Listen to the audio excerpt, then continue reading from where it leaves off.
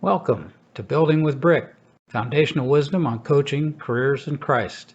This leadership podcast was spawned by Coach Brickner's book, So You Want to Be a Coach, which is the story of a corporate executive who made a drastic career change and became a head men's basketball coach. Dr. Brickner's book is available in paperback, ebook, and audiobook on Amazon.com, or go to his website, www.drjoebrickner.com. That's drjoe brickner.com. Now, here's this week's podcast.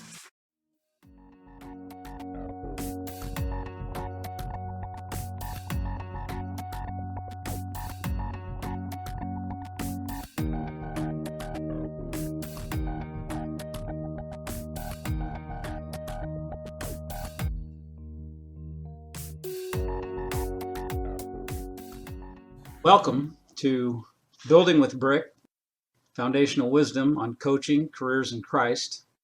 I'm Dr. Joe Brickner. I'm the host, and today we have a special guest. I say that every time, but they are all special, and I've got a great one today, former Super Bowl champ, Chris Godfrey.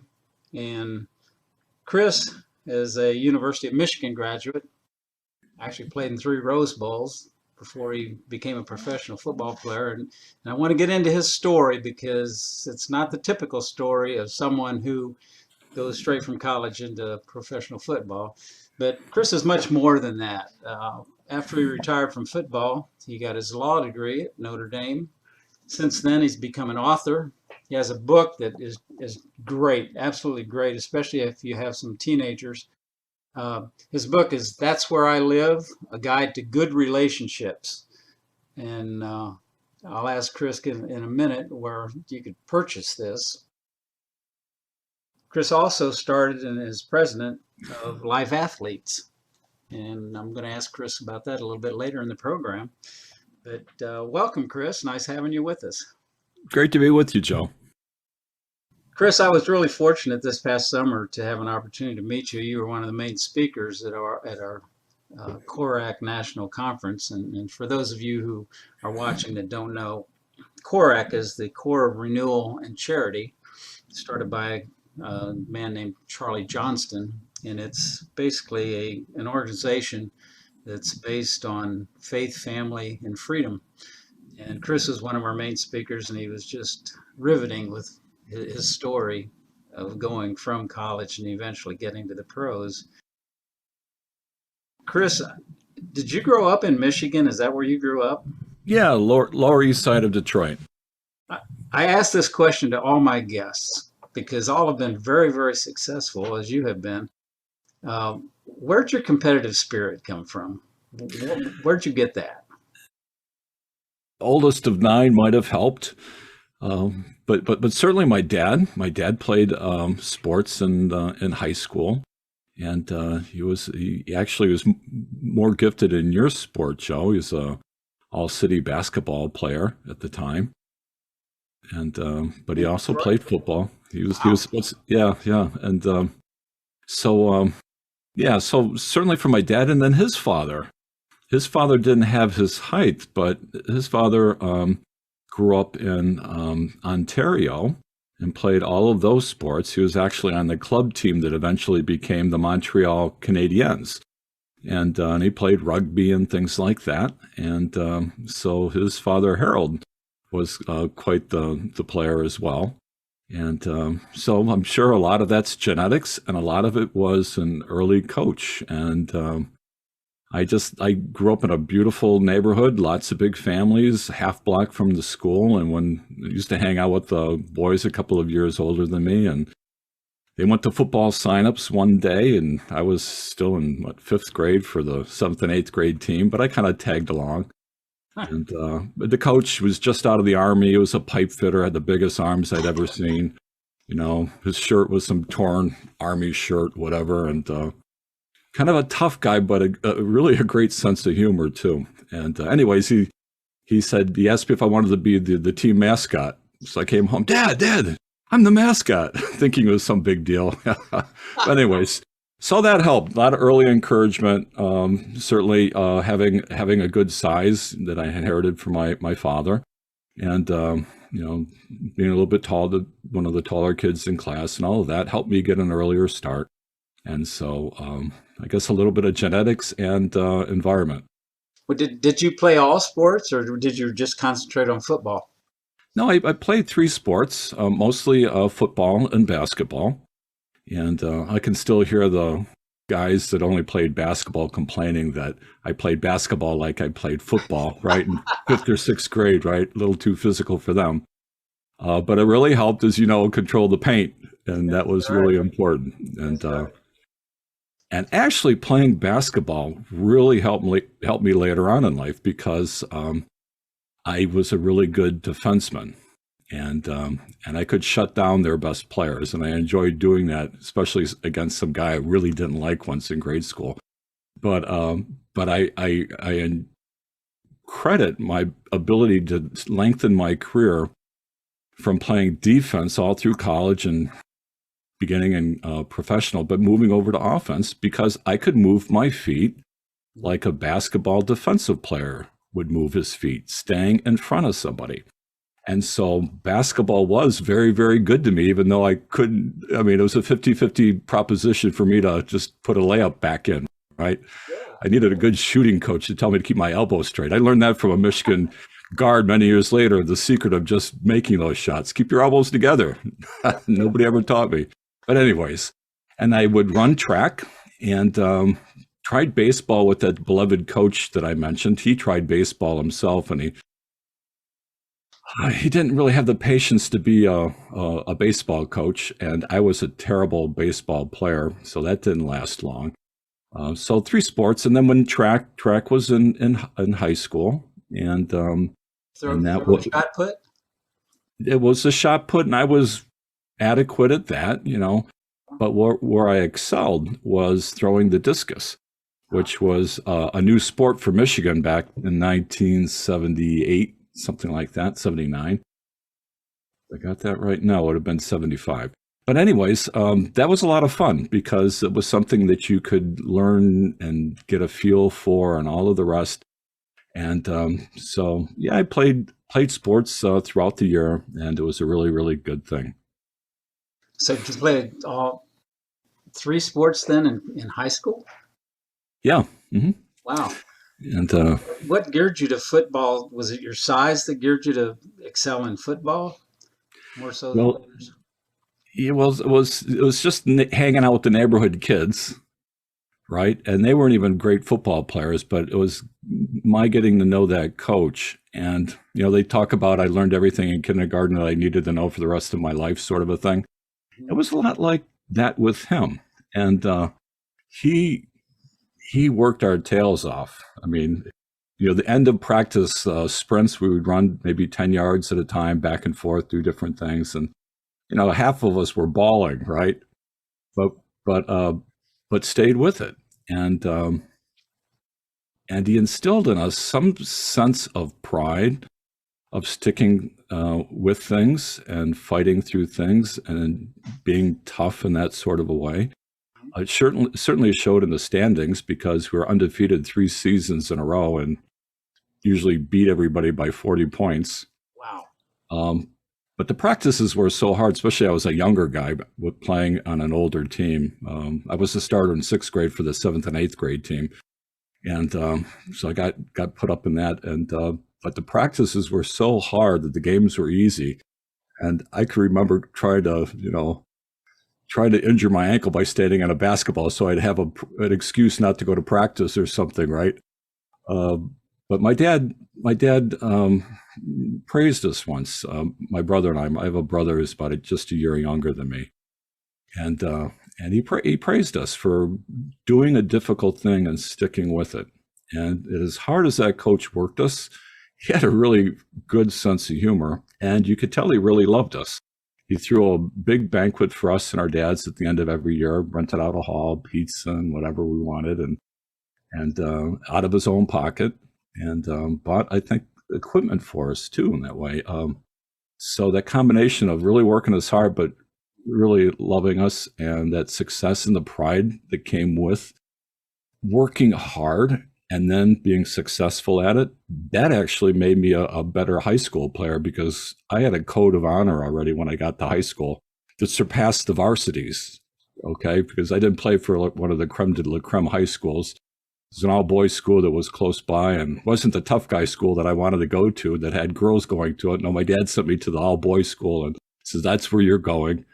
I remember we were invited to go to the varsity basketball game at this high school, and the football coach for the school was sitting up in the stands, and he made a point of introducing himself to my dad when I was with him, and he was trying to get me back for a game, do something special for me. And my dad said, "Don't worry, he's coming here." Come on, son.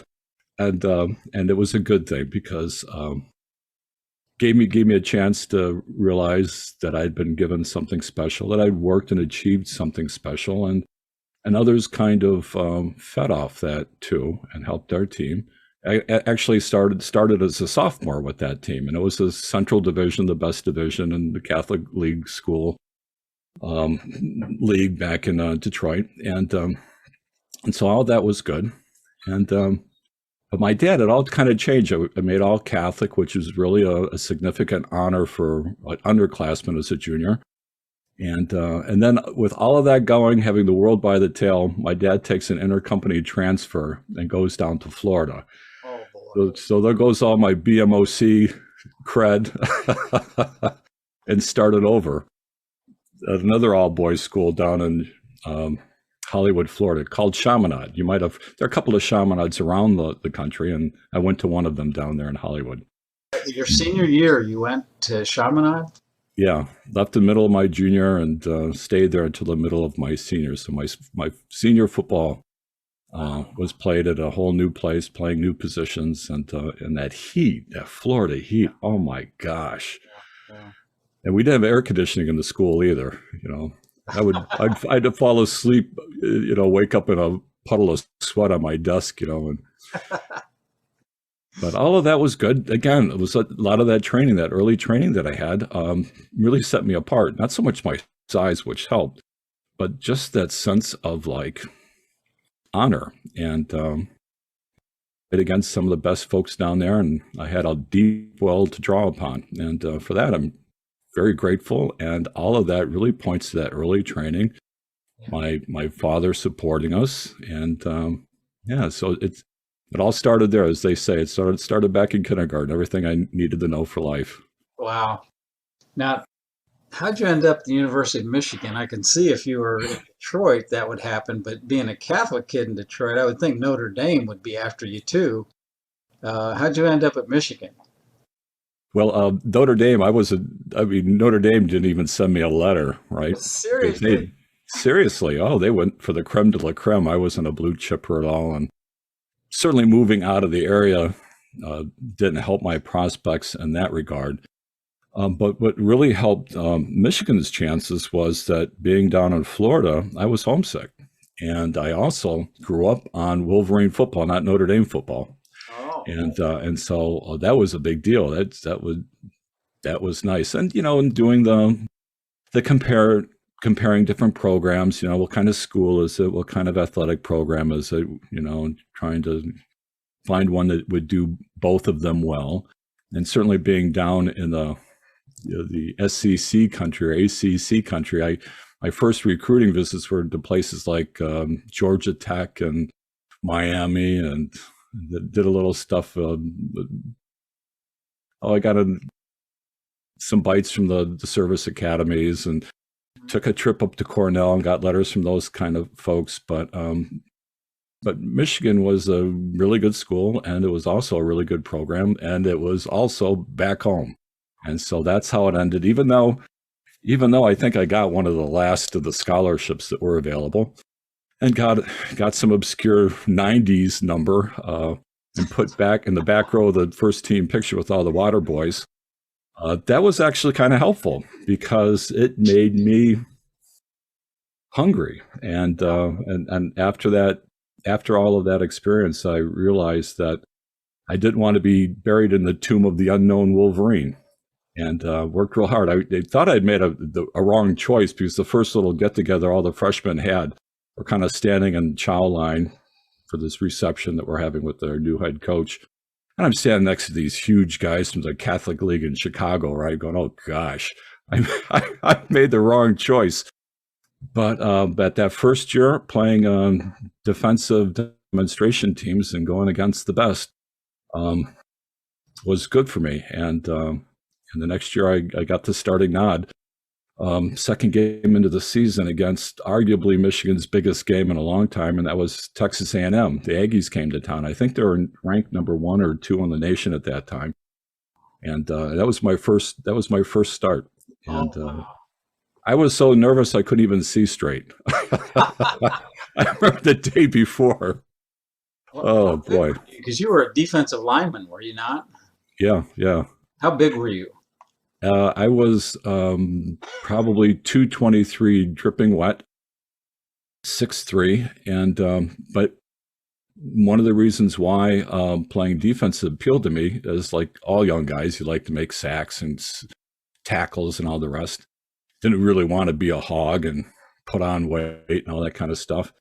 But the Michigan defensive scheme was a veer scheme. We had 3 undersized defensive linemen who were notable for being quick, and we were always on the move, slanting one way or the other, and that was really good.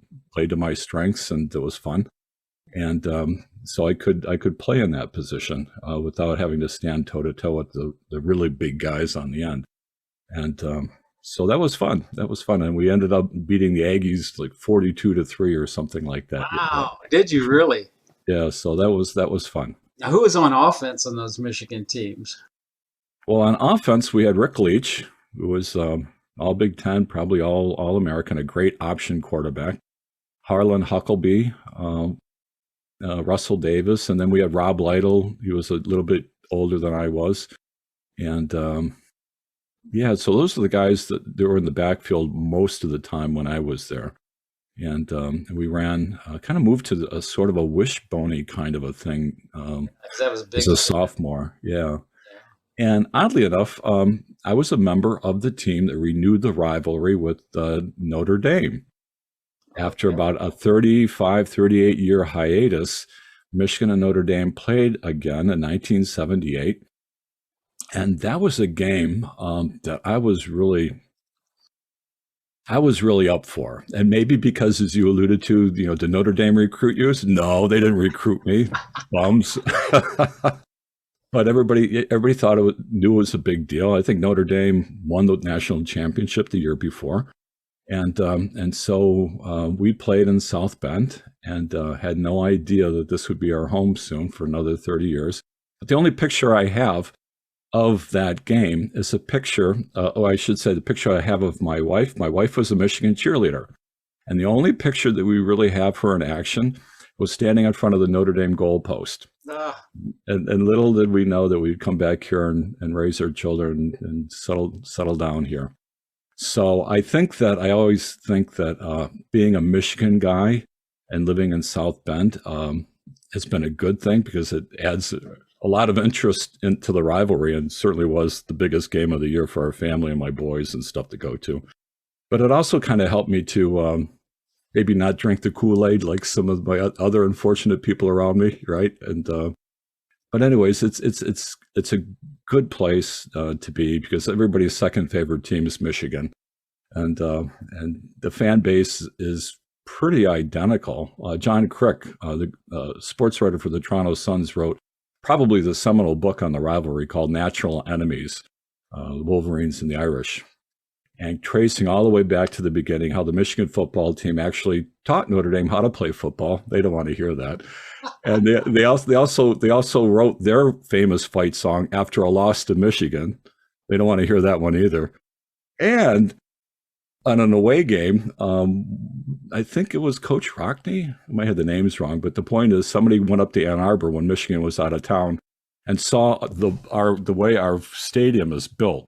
It's built into the ground, so it's got over 100,000 people, but it's not teetering on the side of a mountain like an erector set like at Penn State. It's kind of built into the ground. And anyways, if you look at the Notre Dame stadium, they used ours too. So we have a really like I said, fan bases that are very much alike, and we have a lot of fun when we play each other. I'll tell you what, I learned a lot today. I had no idea that history existed. That's interesting. I'll have to talk to some of my Notre Dame buddies about that. Well, you got to be careful though, because I spoke at a Knights of Columbus smoker the night before the Michigan Notre Dame game, maybe a dozen years ago. And so I had a nice picture of Bob Crable, who was the linebacker for the Irish, who blocked our last second field goal that we would have won the game for us. And what happened was, and the picture is ridiculous because Bob is like up in the air 20 feet, right? and we got it. And so this is a picture I was raffling off to the Knights of Columbus, but that picture was obtained because the guy in the down position on the defensive line had a board under his jersey. No, and so Bob jumped up on his back and launched him. No. And so the NCAA has since banned that. They got wind of that. It's almost like one of those Belichick things that. And so that got banned. So this was this famous picture that's really crazy because Bob is like Superman flying up in the air way above everybody else. So one of the questions I asked all these Knights of Columbus, so, who's going to win this picture? I'm going to correct the answers you get. The question was, the Notre Dame fight song was composed after a loss to Michigan, true or false? Everybody said false. I go, no, true. I thought they were going to lynch me. So be careful how you bring that up with your Notre Dame friends. It's a sore spot, apparently. Funny. Now, was Bo Schembechler there when you were recruited? Yeah, he was. He was our coach. Actually, the one that recruited me, because coming out of the Detroit area, the Florida area, it's kind of Chuck Stobart, who went down to West Virginia, but Bill McCartney was the main recruiter for the Detroit area. And like I said, I was really an afterthought to the recruiting class. I don't think I met Bo before I signed. I think probably met him at the first full team meeting or something like that. How was it planned for Bo? It was, I think it was summed up really nicely by another coach I had later on, Bill Parcells, the head coach for the Giants. Right. So Bill had asked me to get a little background information on a guy he was thinking of drafting for Michigan. And Bill one time said, I like guys from Michigan because they've been through a lot. And that probably explains working or being on Bo's team.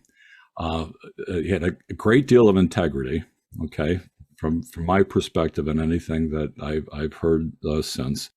And but it's not that we always saw eye to eye or I was his favorite guy.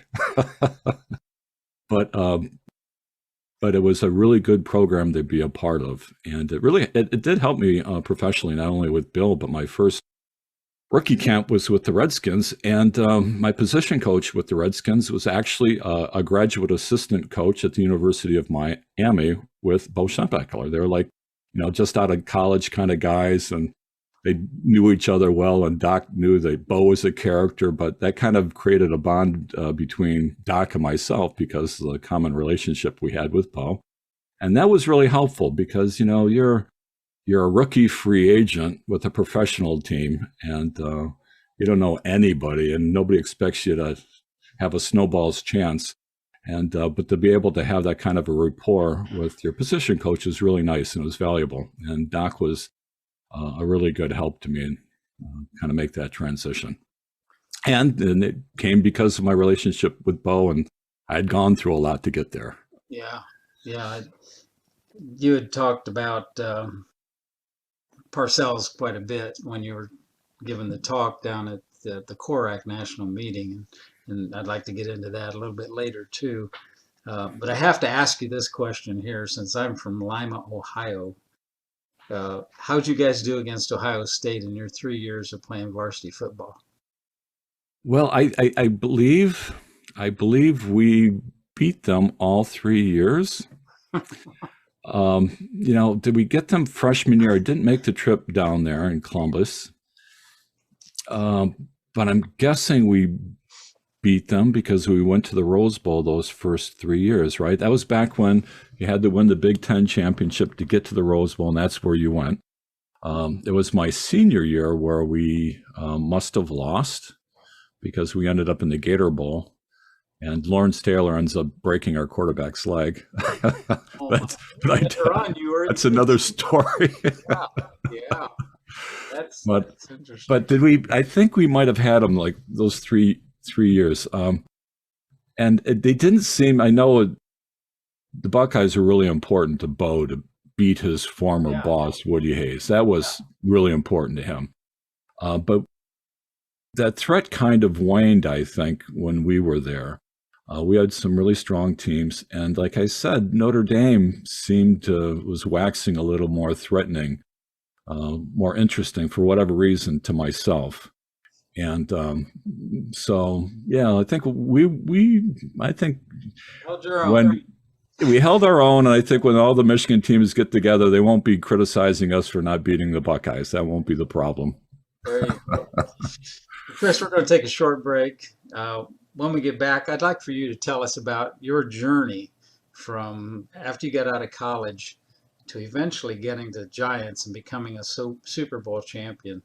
But the journey that you are on is just a fascinating one. So when we come back, if you wouldn't mind sharing that with us.